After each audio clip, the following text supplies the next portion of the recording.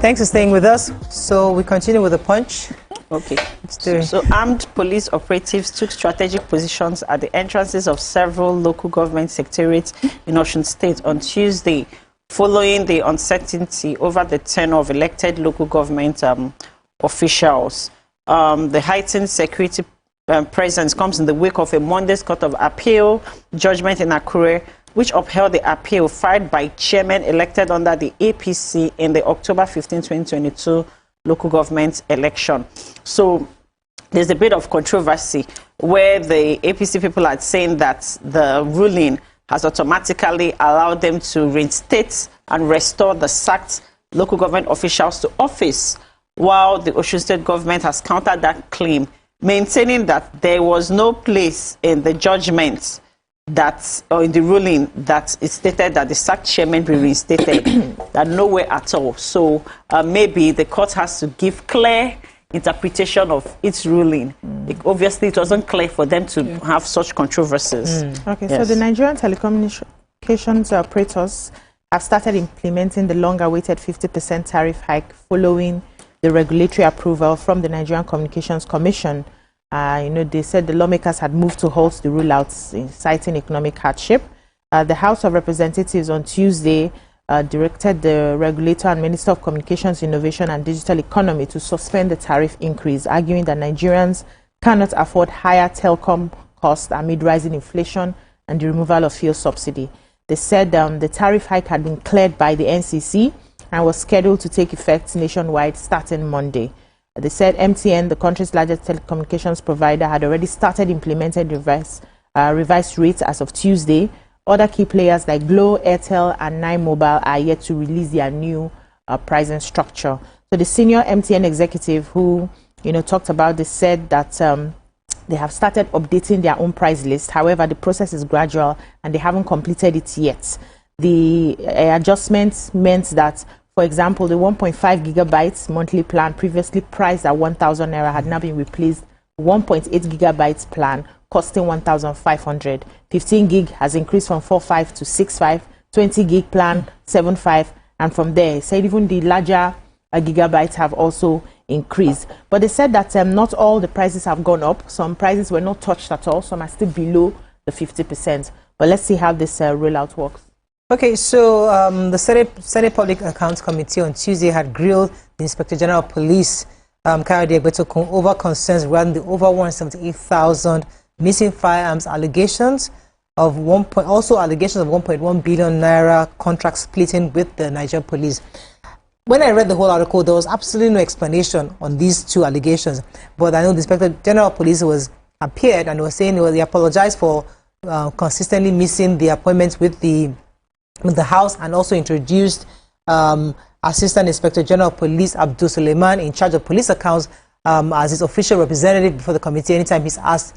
And that's pretty much what the article said. But I was really hoping that he would have addressed the issue of the 178,000 firearms that were unaccounted for. I have the same story in the Sun. Okay. They are looking for 3,000 of these arms they're talking about, 3,907 assault rifles. That's what we call the AK-47 rifles. And the police can only account to the Office of the Auditor General for 15. Exactly. Imagine. So you go to wonder why crime did. So many of them, there's a possibility that these things are in the arms of the wrong hands. Yes, obviously. Of course. So how did they get there? If he didn't day, how did they get there? Yeah, he didn't day. Then over 88,000 rifles too unaccounted for. So hey, only we pay unaccounted for Babu. Okay, moving on now to the Sun, Daily Sun. Next year, I don't even know how this our country is. Corruption is who remove up? Who hand them over to other people? Did the account? Did the account for itself? UK plans mass deportation. Subscribers lament as MTN implements tariff hike. Senate set to receive 2025 budget report for final consideration. 2024, security forces killed over 8,000 terrorist bandits and 11,600 have been arrested. CBN scraps fee ATM withdrawals, introduces new charges on interbank transactions, and Senate grills police over 3,907 missing assault rifles. Okay. The federal government has disclosed that security agencies neutralized over 8,000 terrorists and bandits in 2024. The government also disclosed that 11,600 others were arrested, while over 10,000 weapons were also recovered from the terrorists and bandits. 10,000, that's a lot. You can imagine the amount of arms that come into this country. The Minister of Information and National Orientation, Mohammed Idris, made the disclosure during the first edition of the 2025 Ministerial Press Briefing in Abuja. He said that that even 8,000 kidnapped victims were successfully rescued, and that they continue to work to drive down the number of victims while scaling up their success stories in terms of deterrence, crime solving, and prosecutions. Well done to them. But the most important thing is our borders. How do all this arms and ammunition, how do they come into the country anyways? Because you find out that it's just a lot. They keep, and then the ones that they collect from them, they recover from them. What happens to them? Because even our security agencies are lacking enough ammunition. So if they seize it, are they not using it? They recycle it. Away. The United Kingdom Labour-led government has vowed to continue its clampdown on irregular migration, saying the rules need to be respected and enforced. The Home Secretary, Yvette Cooper, in an interview on GBN station, the Home Office website, said 19,000 irregular migrants inherited from the Conservative government have been deported since Labour took over. They said they need to rebuild public confidence in the immigration system. They need to show that the rules are respected and enforced, and that's why it's part of their government's plan for change. They are putting significant additional resources to immigration enforcement and returns so that those who have no right to be in the UK will be taken back to their own country as swiftly as possible. Now, the Prime Minister, Keir Starmer, in a tweet at his X handle on Monday, said too many people are able to come to the UK to work, and they are putting an end to it. He said in the coming months, they will introduce new counter-terror style powers to identify, disrupt, and smash people smuggling gangs as part of new robust legislation to protect the UK border security, which has second skilled reading in the House of Commons. So they are making sure that they are returning people. Even they said about 19,000 failed asylum seekers are going to be returned. They are just taking everybody away from their country. That's the body language. See, that our auntie too. She's speaking along those lines. She's the one now. She's the one instigating it now. The place is not a tourist. It's a different party. So he's doing his own, and it's like the body language. I think she's reading the body language of the entire United Kingdom. Trump, they do their own. This one, they do their own. Okay. Okay. Vanguard. CBN hikes ATM charges to 100 naira per 20,000 naira withdrawal. PDP crisis. National Working Committee voids Abia chapter's suspension of Wabara. Pope Francis faults Trump's mass deportation plan. APC Okwebelo in disarray, unable to defend the September 21 electoral heist, says PDP. NIN now a prerequisite for accessing social services, says SGF. Presidency not to take its turn after Tinubu's 8 years, says Ganduje. I won't go on exile, desperate plans to arrest me, says El Rufai. Corruption index, Nigeria ranks 140 out of 180 countries, says Transparency International. And reps ask federal government to halt impending hike in telecom's tariff.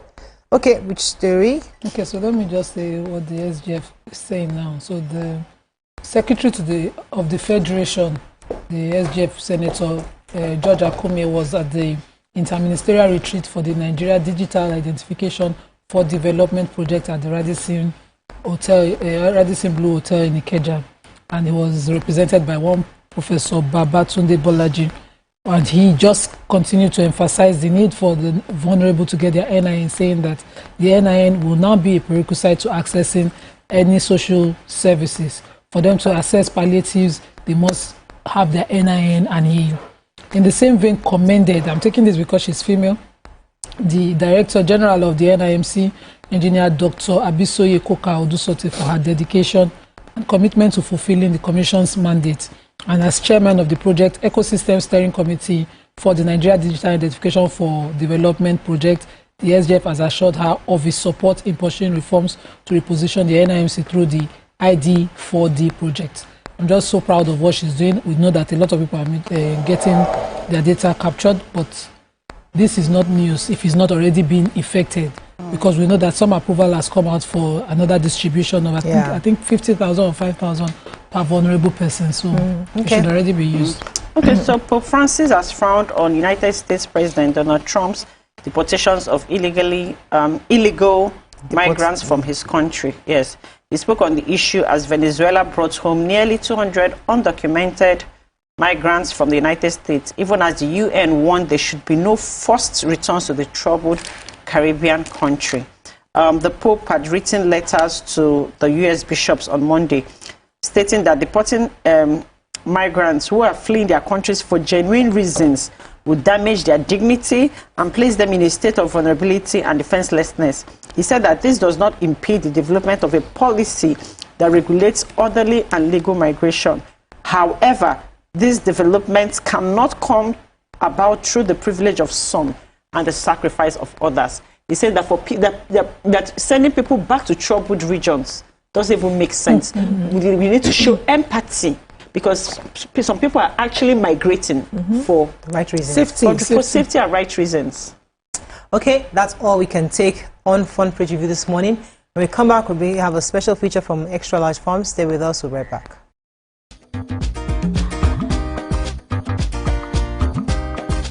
Stay tuned. Your View will be right back.